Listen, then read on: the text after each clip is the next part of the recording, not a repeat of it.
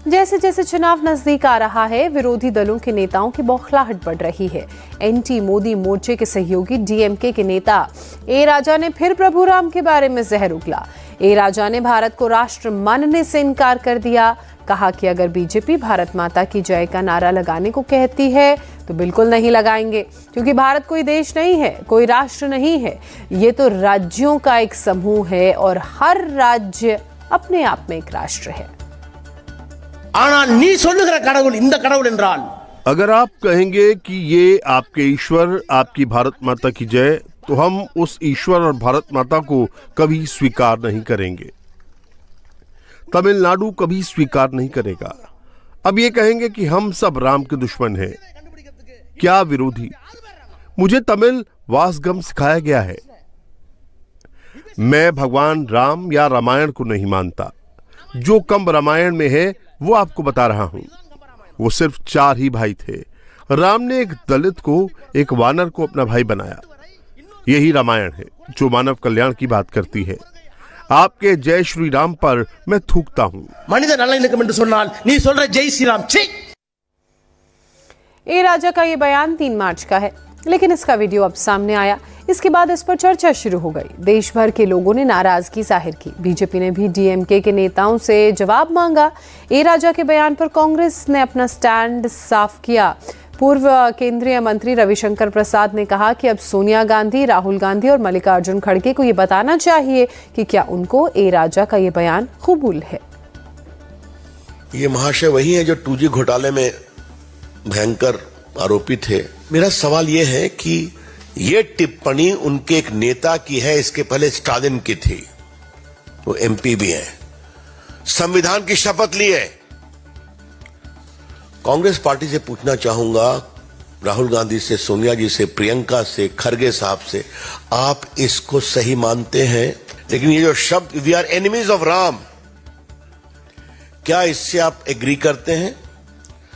If you से भारत माता की जय, we will never accept it. Congress party के लोग दिखावे के लिए जाते हैं मंदिर में और भारतीय आस्था, भारतीय ईश्वर की पद्धति, हमारे संस्कार, इन सबों का अपमान करते हैं। इंडिया गठबंधन या तो भारत के आस्था, संस्कार, संस्कृति, सनातन के अपमान पर चुप रहता है, मौन स्वीकृति या बोलने की हिम्मत नहीं कर पाता, क्योंकि चुनाव जीतना जरूरी है। क्या डीएमके को किसी दूसरे पंथ के ईश्वर के बारे में ऐसा बोलने का अधिकार है? ऐसा वो बोल पाएंगे क्या?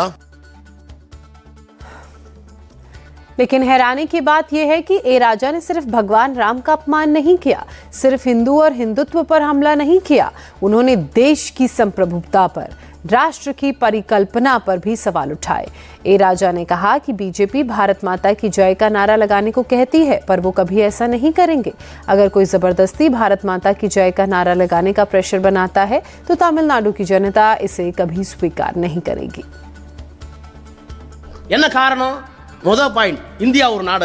भारत एक राष्ट्र है ही नहीं, इस बात को अच्छे से समझ लें। भारत कभी एक राष्ट्र था ही नहीं। एक देश का अर्थ है एक भाषा, एक परंपरा और एक संस्कृति, तभी एक राष्ट्र होता है। भारत एक देश नहीं बल्कि एक उपमहाद्वीप है। कारण यहाँ तमिल एक राष्ट्र और एक देश है, मलयालम एक भाषा, एक राष्ट्र और एक देश है, ओडिशा एक राष्ट्र, एक भाषा और एक देश है। ये सभी राष्ट्र मिलकर भारत बनाते हैं। तो भारत देश नहीं है, ये एक उपमहाद्वीप है। यहाँ बहुत सारी परंपराएं और संस्कृतियां हैं। अगर आप तमिलनाडु आते हैं तो वहाँ की एक संस्कृति है, केरल में एक और संस्कृति है, दिल्ली में एक और संस्कृति है, उड़ीसा में एक और संस्कृति है। जैसा कि RS भारती ने कहा, मणिपुर में वो कुत्ते का मांस खाते हैं। हाँ, ये सच है, वो लोग खाते हैं, वो एक अलग संस्कृति है, इसमें गलत नहीं है। इस पर रविशंकर प्रसाद ने पूछा कि क्या डीएमके ने संविधान नहीं पढ़ा? क्या ए राजा ने संविधान की झूठी शपथ ली थी और अब वो देश की एकता को खंड खंड करने की बात कर रहे हैं? बड़ा संवैधानिक सवाल मैं उठाना चाह रहा हूं, क्योंकि संविधान की बहुत दुआएं देते हैं। संविधान में लिखा हुआ है इंडिया दैट इज भारत।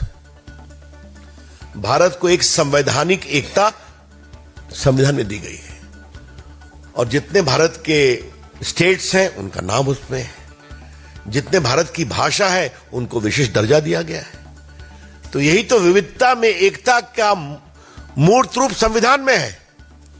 क्या समझेंगे ये लोग, कितना समझेंगे? हालांकि कांग्रेस के नेता ए राजा की गलती के साथ खड़े नहीं हुए। कांग्रेस ने ए राजा का बयान खारिज करने में देर नहीं की। कांग्रेस की प्रवक्ता सुप्रिया श्रीनेत ने कहा, कांग्रेस भगवान राम को आदर्श मानती है, भगवान राम के प्रति आस्था रखती है, इसलिए कांग्रेस ए राजा के बयान की निंदा करती है। मैं उनकी बात से 100% असहमत हूं। मैं इस मंच से ऐसे वक्तव्य का पूरी तरह से निंदा करती हूं। मुझे लगता है राम हम सबके हैं, राम हम सब में है। मेरा तो अपना मानना है कि जिस राम को इमाम हिंद कहा गया वो संप्रदायों से, धर्म से, जाति से ऊपर है। राम क्या है? राम जीवन जीने का एक आदर्श है, राम मर्यादा है, राम नैतिकता है, राम प्रेम है, जिसकी बात हम करते हैं।